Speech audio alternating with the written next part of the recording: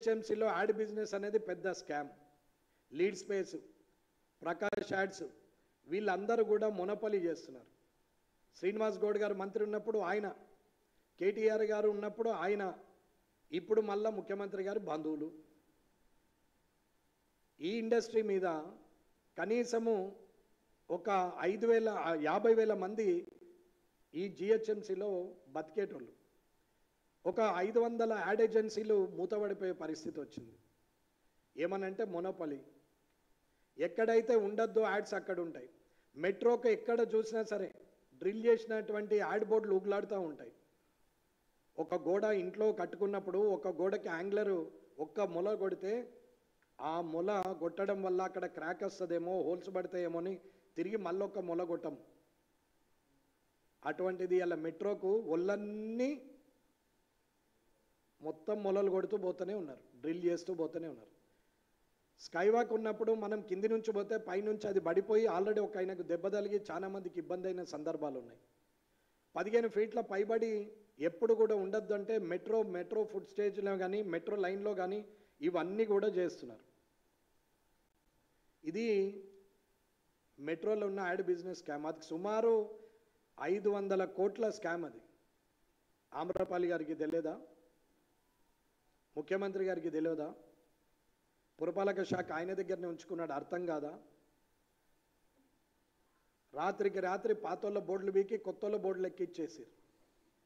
శంషాబాద్ నుంచి మొదలు పెడితే కొంపల్లి వరకు, రామచంద్రపురం బిహెచ్ఎల్ నుంచి మొదలు పెడితే షామీర్పేట, ఉప్పల్ మీదకి ఆందాక, యాదాద్రి వరకు ఇలాంటి స్కామ్లు గుర్తుకు రావట్లేదు. ఇవి మాట్లాడరు అసెంబ్లీలో.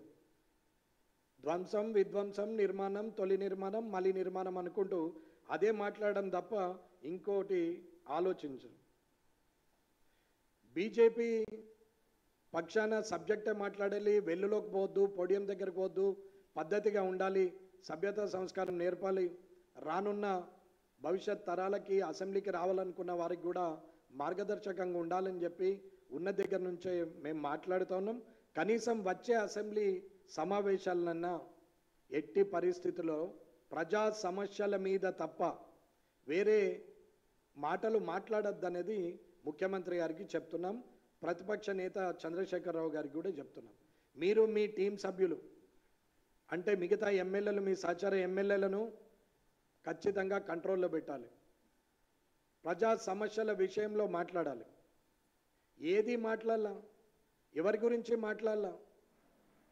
విఆర్ఏల గురించి, విఆర్ఓ గురించి, 317 గురించి, జోనల్ వ్యవస్థ గురించి, సమగ్ర శిక్ష అభియాన్ గురించి, మున్సిపల్ కార్మికుల గురించి, గురుకులాల గురించి, గురుకులాల పర్మనెంట్ బిల్డింగ్ల గురించి, జ్యోతిరావు పూలే గురుకులంకి పర్మనెంట్ బిల్డింగ్ కానీ, మోడల్ స్కూల్స్ కానీ, విద్యా సంస్థలు, విద్యా వ్యవస్థలో కానీ, వైద్య వ్యవస్థ కానీ, మెడికల్ కాలేజీలకు శాంక్షన్ ఇచ్చారు కానీ ఇన్ఫ్రాస్ట్రక్చర్ ఇవ్వలేదు, దాని శాంక్షన్ కానీ, విద్యార్థులకు చదువుకోవడానికి అవకాశాలు కానీ, ప్రైవేట్ సెక్టార్ కానీ, ఉద్యోగ సంబంధాలు కానీ ఏవీ మాట్లాడలేదు. ఇకపోతే కేటీఆర్ గారు మాట్లాడతారు. మొన్న ఫైనల్గా ఒక మాట అసెంబ్లీలో ఒక కవిత్వంలాగా మాట్లాడారు. జగిత్యాల కవి చెప్పిండట, చాలా బాగా మాట్లాడింది ఈయన కూడా. ఏమని? శ్వేత సౌధం కేసీఆర్, కాళేశ్వరం కేసీఆర్, ట్యాంక్ బండ్ కేసీఆర్, హైదరాబాద్ కేసీఆర్ అనుకుంటే ఇవన్నీ మాట్లాడిండు. నిరుద్యోగులు కూడా కేసీఆర్.